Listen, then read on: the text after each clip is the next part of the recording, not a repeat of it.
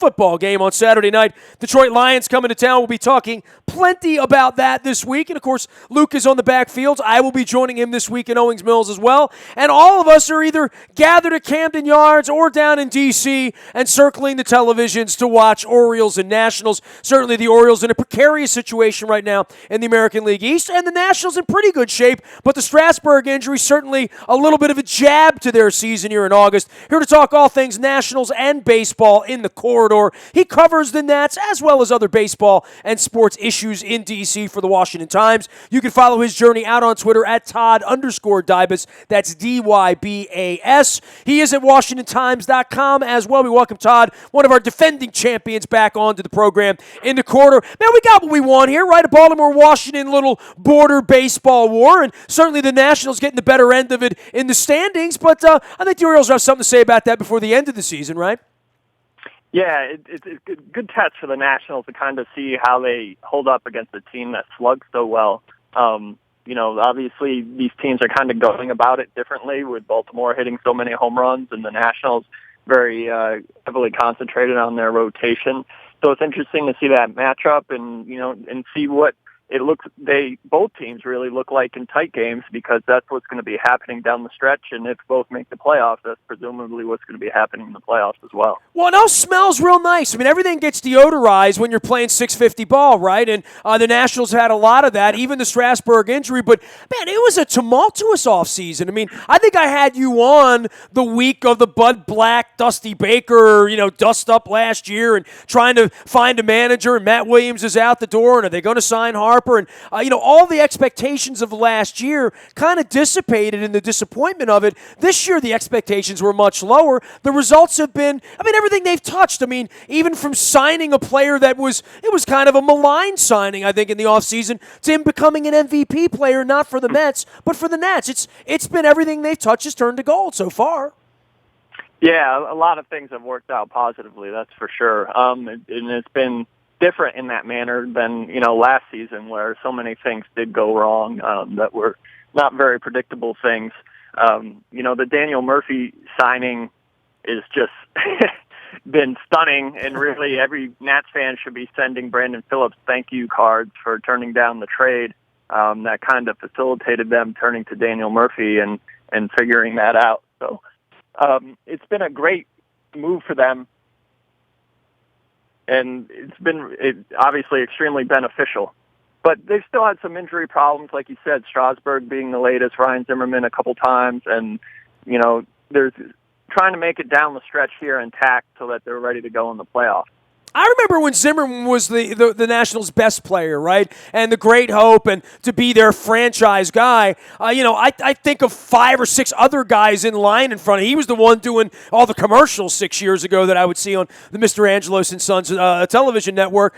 He really has struggled, and there have been so many other guys, including Jason Worth, who, the question was always in your mind, is he worth it or not? He's played okay, and, the Murphy signing, they've made it through the losses. They've lost a lot of players the last couple of years, too, who were a core part of what they were doing.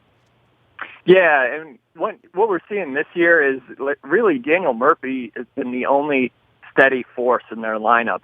But as others have kind of dipped, particularly Bryce Harper, we've seen some guys rise. And Wilson Ramos, certainly in the first half, had a spectacular first half.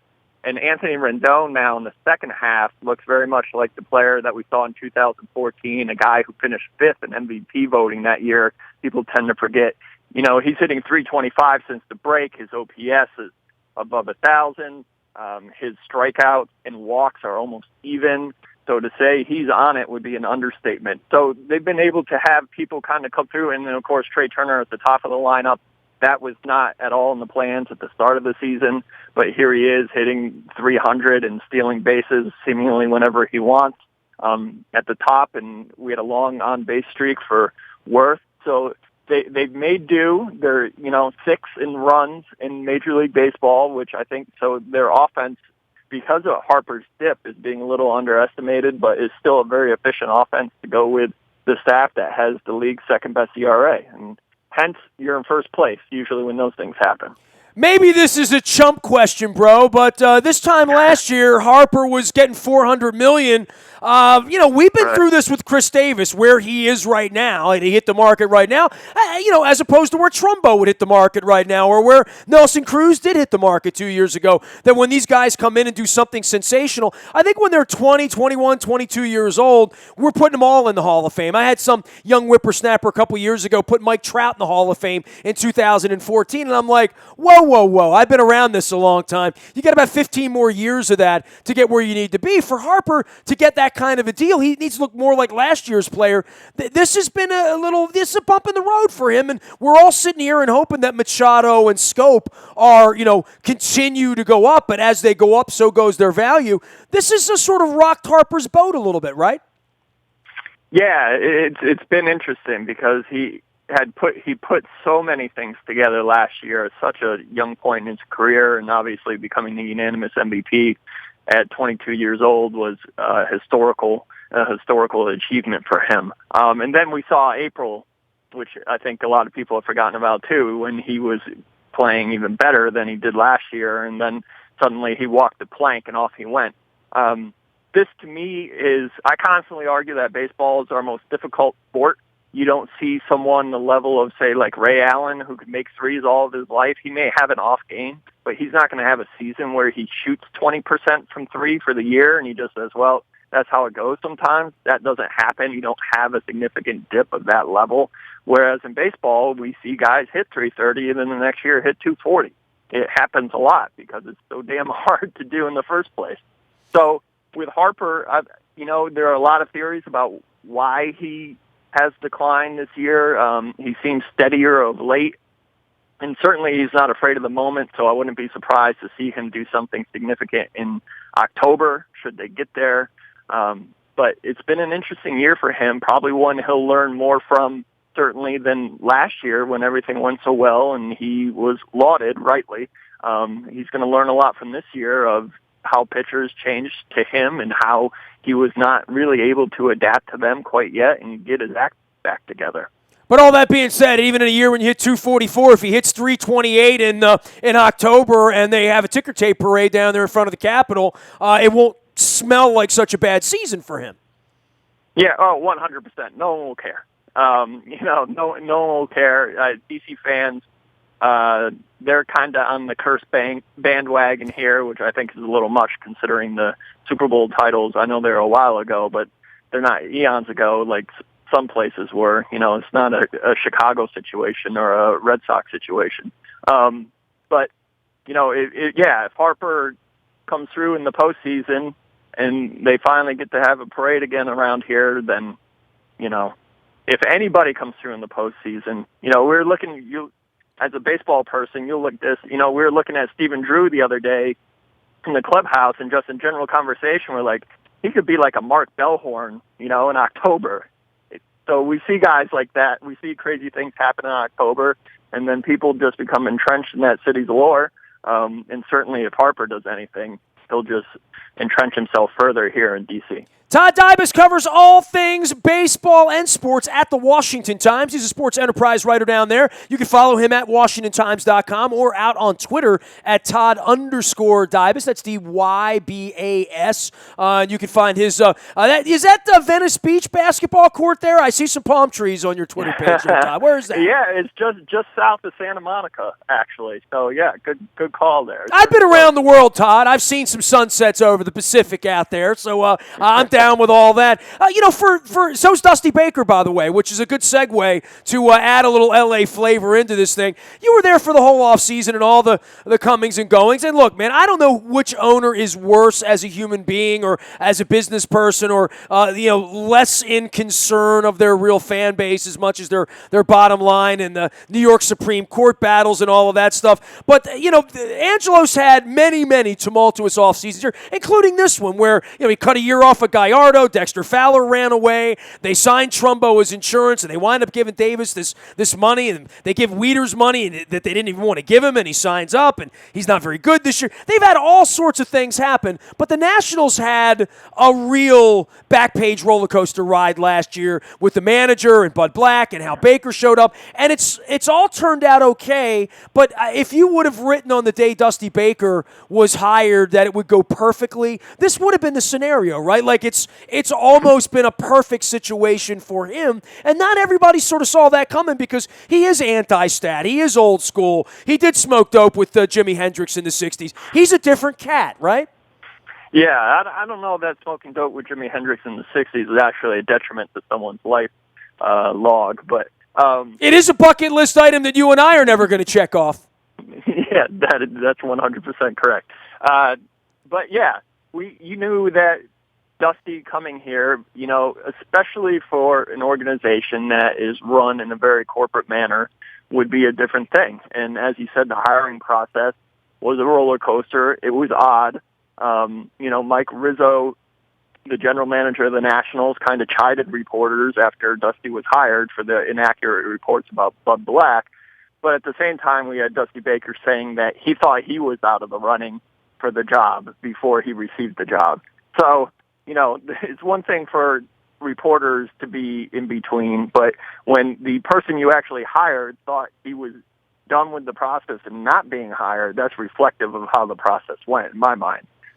Well, but you said run in a very corporate manner. That's your words about, my dealings with the Nationals have been, they might actually be worse than dealing with the Orioles, which, I mean, that's at the gates of hell in my mind. The feeling down there about building a franchise and building the fan base, I've seen it grow, and we certainly have seen the atrophy up here with all the empty seats, even last week when the Red Sox are in, even when the Orioles began the homestand in first place and people aren't coming out to the ballpark. A lot of those people now have, a red hat with a Walgreens logo on it, and they're now at Nationals games. They've built something down there, but it's been a lot about disappointment, right? I mean, and Dusty's had no part of that. This is sort of his first go-round, but there are a lot of Nationals fans that remember being the 1 seed and getting knocked out, and I don't know that they've, that they're set up for it this year. It feels to me like that's going to be a hell of a tournament over there. I was out at Wrigley Field the other day. They expect that they're like going to be playing the World Series there.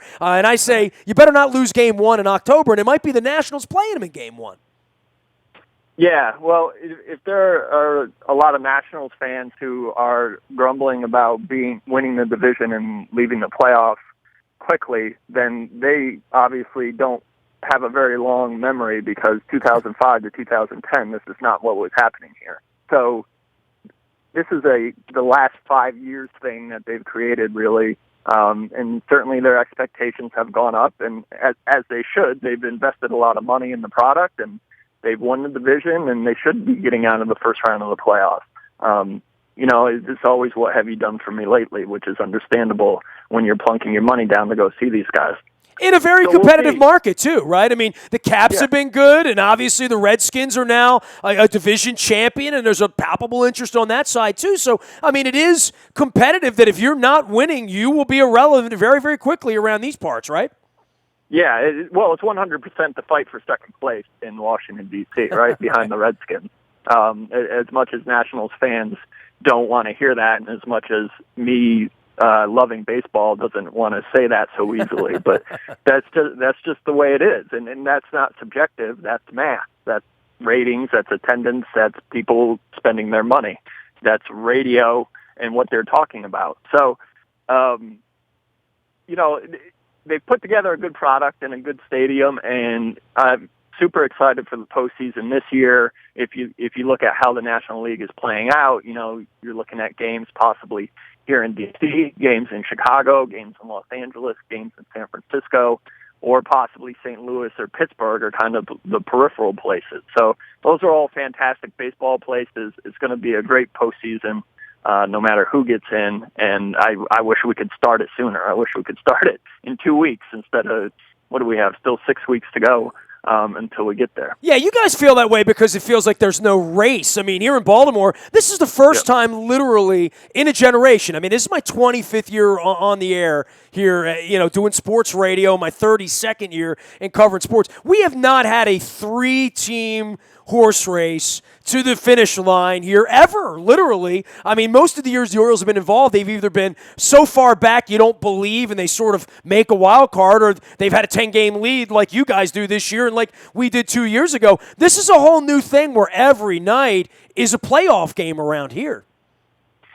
Yeah, and well, I mean that's fun in its own way too. I mean, it's interesting to see how the environment around the Orioles is that every night is extremely important, whereas the Nationals are trying to keep their edge, and Dusty Baker's trying to remind the team that they haven't won anything yet, which is part of the rationale for putting Steven Strasburg on the 15-day disabled list at this point, that they can kind of afford to do that. They have another series with Atlanta, coming up, and so they need to kind of get through this week with the Orioles, and then they have the Rockies again. Have Strasburg heal up, figure out what they're going to do with Joe Ross, and hopefully for them, from their perspective, Ryan Zimmerman is better and done going on the disabled list, and everything else kind of maintains, and you buy Bryce Harper even more time with a comfortable lead to figure out what he needs to figure out before October arrives. Yeah, we got our hands full up here with Tillman on the shakes, and obviously the rotation's always there, and O'Day out now. So, these late injuries really start to define some teams as well. We'll see how the Orioles do. Hey, it's great having you on, man. I mean, it's going to be a good little run here to the finish. I agree with you. These games between the Orioles and the Nationals, I like them. I'd like to see more of them. I kind of like them late in the year, but it does feel like it has a whole lot more urgency for the Orioles. I mean, with the Strasburg injury for you, do you think it's more injury-related or more like, hey, let's just let him rest if he's not right, because they can do that? Or are you really concerned that he's really injured for real and might not be around in late September? I think there are multiple levels to it. One, whenever you say, when someone's problem is that their elbow hurts and they previously had Tommy John surgery and you gave them $175 million, you better be very cautious. So that makes a lot of sense to me, and I still wanted to pitch. But we're doing this now because of how the standings are and where we are in the year. So that makes sense. But like I said, when you say elbow and soreness and former Tommy John guy, then, you have some red flags. On top of that, I do think it's also a good time for Strasburg to kind of clear his head after the last 3 outings, which were very poor for him. Subsequently, worse and worse until he was just blown out and didn't make it out of the second inning, his last outing, which when you have his level of stuff, you should be able to make it through 4 or 5 innings basically with your eyes closed. That tells me that something was pretty distinctly wrong or uncomfortable for him at that point, and that they're good to take a timeout and make sure that doesn't become worse. So twofold here, he'll be able to rest his arm and he'll be able to clear his head, and then they can bring him back. And if they're able just to simply maintain their lead, play 500 ball while he's gone, they should be fine. Yeah, I'd feel a hell of a lot better about Tillman getting pushed off a start last week if we had an 8-game lead in the division, right? It's a whole different circumstance. Hey, it's great having you on, man. Love talking some baseball with you. We'll catch up again, and we'll enjoy the rest of this Orioles and Nationals matchup, and then we'll watch Mr. Angelos and Mr. Lerner put the gloves on in the offseason and go after all that money, too. Maybe they'll give us some. Well, it gives me something to write about, and I'm always shocked that nobody on the Washington side really cares much about that, because to me that is the Bryce Harper money, that is the Manny Machado money, that's real money they're fighting over, and I've seen both sides of the story. It's an ugly fight, which is why it's gone on 7 or 8 years. It's going to continue, but I think it has great effect, especially on the National side. I'm shocked more Nationals fans and Washington media aren't more stirred up about that. Well, we'll see what happens in the off season. If I remember right, the winter meetings are also here this year. They are. Yeah, we'll be very busy around here. Busy baseball time, even though it will be winter, and so that's something to look forward to. That'll get me in the car. Great having you on, Todd. Be well. Enjoy the games. Great, thank you. You got it. Todd Dybas, that's D-Y-B-A-S at the Washington Times, covering all things Nationals and D-Y-B-A-S. You can find me out in the Bayou Toyota Audio Vault 24 hours a day from anywhere in the world on your mobile device. Just download the TuneIn Radio app. We come in crystal clear anytime, anywhere. Listen when you want, where you want, podcastable, downloadable, and always in the morning newspaper at 7 a.m. It comes to your email inbox each and every morning at 7. It's brought to you by Planet Fitness and PlanetFitness.com. Still $10 a month to get in the best shape of your life there. Our breaking news happens on the WNST Tech Service. That is also free. You can sign up at WNST.net, and brought to you by Coons Ford of Security Boulevard. Certainly, we'll be having some techs this weekend with the Ravens making cuts. The Orioles still jockeying the roster, jockeying that bullpen, figuring a pitching out, and figuring Chris Tillman out as well. And then the 40-man comes next week, so that'll be even better, I think, for the Orioles to have some depth, the things they like to do in the bullpen. Last but not least, you can email me anytime with complaints, criticism. I prefer the praise. Nasty at WNST.net. LinkedIn, Twitter, Facebook, Snapchat, Instagram, Facebook Live, as well as our YouTube channel, streaming live on WNSTV. You can subscribe to any and all of the above, and we'll have some fun together. I'm Nestor. This is WNST.net, AM 1570 and WNST Towson, Baltimore. And we never stop talking Baltimore sports.